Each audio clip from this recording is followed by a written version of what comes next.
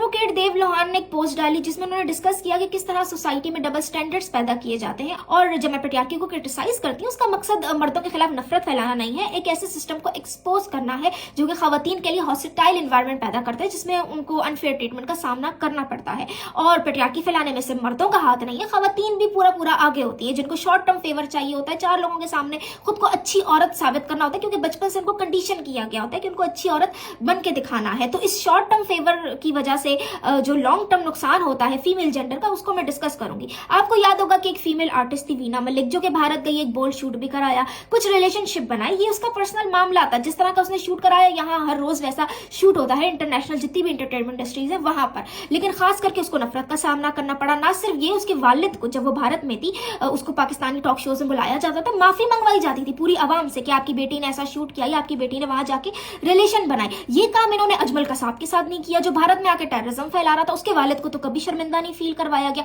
क्योंकि वो मर्द था। उसके पर्सनल मामलात भी थे ना वीना मलिक के, वो पूरी आवाम का हक बन गया कि उनमें वो घुस जाएं, उन पे वो जाके इंटरफेयर करें। हालांकि ऐसा नहीं है कि इनको पर्सनल लाइफ का मतलब पता ना हो, ये इतने जाहिल नहीं है। जब इमरान खान का मामला आता है ना, जो इनका लीडर है, जो ऑफिस के लिए भी रन कर रहा था एक बड़ी इंपॉर्टेंट पोजीशन के लिए, उसकी इलिजिटिमेट डॉटर का जिक्र होता है, उसके हवाले से कोर्ट डिसीजन का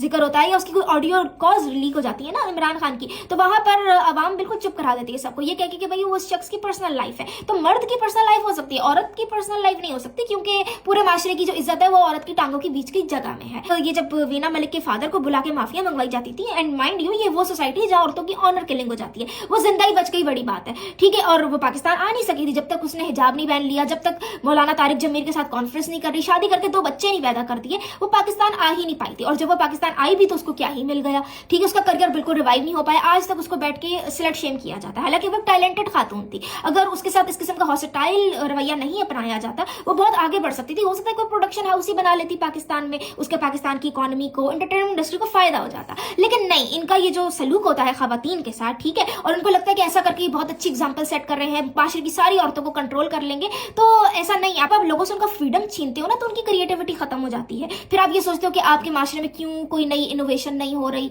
आपका माशरा क्यों बाकी माशरों की तरह आगे नहीं बढ़ रहा, ना आपकी इकोनॉमी अच्छी हो रही है, क्योंकि आपने आधा जो दिमाग है ना माशरे का 50% वो तो घर में बंद कर रखा है जो खवातीन है, ठीक है। और मैं लड़कियों से ये कहना चाहूंगी कि माशरे का मकसद होता है आपको सपोर्ट करना, इंसान को सपोर्ट करना, और अगर वो आपको सपोर्ट नहीं कर रहा तो आप उस माशरे को छोड़ दें, जैसे मैंने छोड़ दिया। मैं आज अगर बैठ के यहाँ एक्टिविज्म कर रही हूँ, जो मैं बात कहना चाहती हूँ वो मैं लोगों से कह पा रही हूँ, मैं अपनी मर्जी की जिंदगी गुजार पा रही हूँ, तो वो इसी वजह से कि मैं उस दौर में नहीं चली गई कि मुझे अपने आप को अच्छी औरत साबित करना है। और मैं अच्छी औरत साबित करूं भी क्यों किसी को, मतलब मेरे पास एक तो इतना टाइम नहीं है वेस्ट करने को, और मतलब किसी का क्या हक बनता है मेरी जिंदगी पे।